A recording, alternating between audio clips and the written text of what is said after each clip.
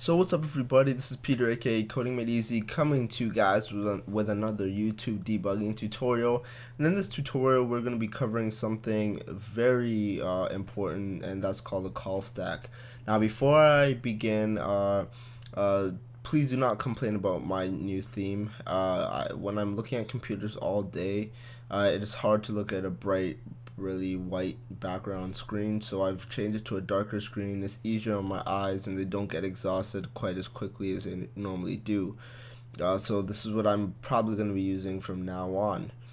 But anyways, if you guys are interested in this theme, I believe it's called Solarized Dark, so you guys can search that up if you want. Now, the call stack is something that you may not use every day, right? You may not even use it as often. You might not use it very often. With bigger code bases, yes, you'll be using it often, but in your day-to-day tasks, you may not use it often. But when you need it, you are gonna thank God that it actually exists, because it cuts down the time for searching for errors in more than half. It will help you be able to find the root of problems basically instantaneously, and it's a very helpful tool. So you'll see why it's very helpful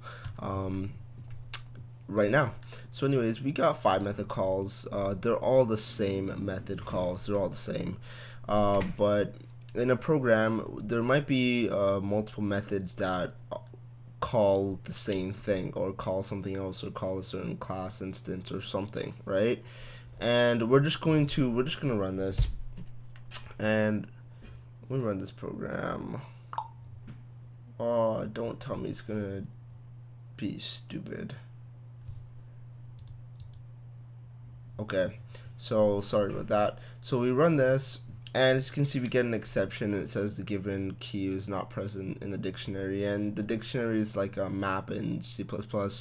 You specify what the key is, so how you access the element. So we access it by using a string, and our element contained a string. So it's saying our given key is not present in the dictionary, right? So we can say break. We can hover over this and we can easily see that it's key 4, right? Now our program's relatively small, so we can see, okay, we could go inside, we can say F12, go inside, we can see, oh, this specifies a key, and we pass this key into method 3, and we check out method 3, it tries to get the value in that dictionary. But as I stated before, with a bigger code bases, it's also with bigger code bases, it's sometimes not that easy to find out the root of where the problem's called, or the root of what's causing a problem, sorry, because there's just so many things that could possibly be calling it from so many areas of the code. Where do you look?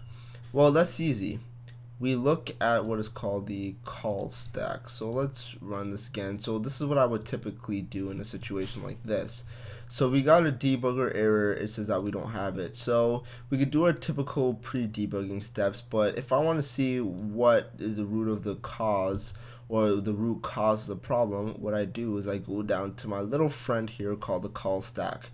So the call stack is called whenever we call a bunch of methods in a row, or a bunch of nested methods, or whatnot, and it shows us the order which things were called in, and the little arrow, I don't know what color that is gonna let us know where the actual exception happened, or the error happened. So as you can see, we click that, we can see it's on this line. Now we can click this right here, double click it, and we can see that before this method call right here, before this method call, this is what